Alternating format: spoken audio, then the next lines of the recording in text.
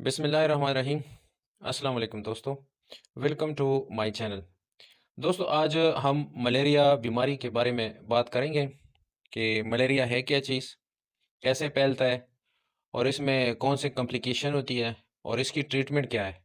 इससे बचाव कैसे किया जाए और रोकथाम मलेरिया का क्या है। तो सबसे पहले मलेरिया की बात करते हैं। मलेरिया एक बीमारी है जो एक मच्छर के काटने से फैलता है और जिसको अंग्रेज़ी में फीमेल एनोफिलीज़ कहते हैं। काटने से मलेरिया कैसे इंसान के जिस्म में इंजेक्ट हो जाता है कैसे?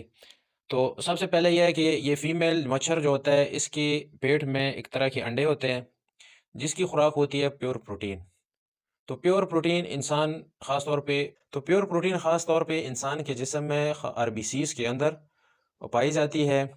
तो जैसे ही मलेरिया मच्छर हमें काट लेता है, वो अंडे हमारे खून में शामिल हो जाते हैं और डायरेक्ट जाके आरबीसीज़ में बैठ जाते हैं। तो उधर ही ये अपनी नशोनुमा और खुराक उसी आरबीसीज़ के अंदर से हासिल करता है और अपनी बढ़ोतरी करता है। तो आहिस्ता-आहिस्ता ये जब बढ़ जाता है, आरबीसीज़ फुल हो जाती है, तो उसके बाद आरबीसीज़ ब्लास्ट होना शुरू हो जाती है, जिसको थ्रोम्बोसिस कहते हैं, यानी आरबीसीज़ का फटना। जैसे ही ये पैरासाइट उसमें बढ़ता जाता है, उसकी साइज़ कम होती जाती है और आखिर में वो फुल होके पड़ जाता है।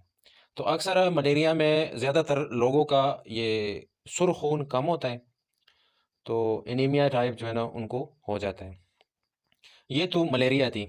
इसकी रोकथाम क्या है? रोकथाम इस तरह करना है कि जो खड़ा हुआ पानी है उसमें या आपने मिट्टी डाल देनी है, दूसरा आस्तीनों वाले कपड़े पहने, मच्छर बचाओ स्प्रे करें या जो क्रीम वगैरह मिलती है बाज़ार में, ये मच्छरों से बचने के लिए वो इस्तेमाल करें।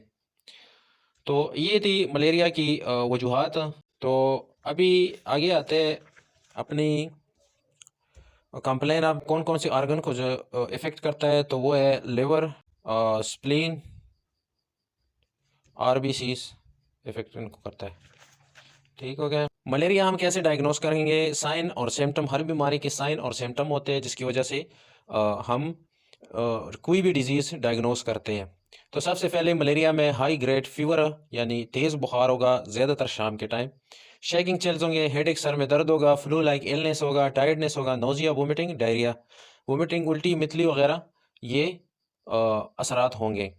तो मलेरिया का भी ट्रीटमेंट के बारे में बात करने, अगर किसी को मलेरिया हो जाती है तो कौन-कौन से मेडिसिन उसने इस्तेमाल करने हैं।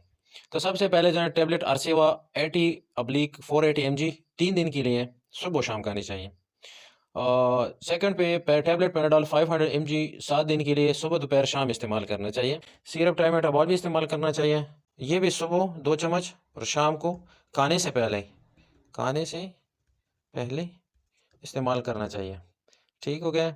इसके साथ-साथ अगर मज़ीद किसी को कैल्शियम की कमी महसूस होती है या वीकनेस होती है हड्डियों में, तो उसके लिए आपने CSE 1000 प्लस ये एक टिक्की जो है ना पानी में डाल देना है, 1 गिलास पानी में, और इस्तेमाल करनी है। तो आखिर में लैब्स यानी इन्वेस्टिगेशन में कि कौन-कौन से टेस्ट मलेरिया को डायग्नोस करने के लिए करने चाहिए, तो वो सबसे पहले आपने CBC यानी कंप्लीट ब्लड काउंट, ये एक टेस्ट है, उसका नाम है, ये आपने करवाना चाहिए। उसके बाद MP मलेरियल पैरासाइट का एक टेस्ट होता है, वो आपने करवानी चाहिए, आपने करवाना है।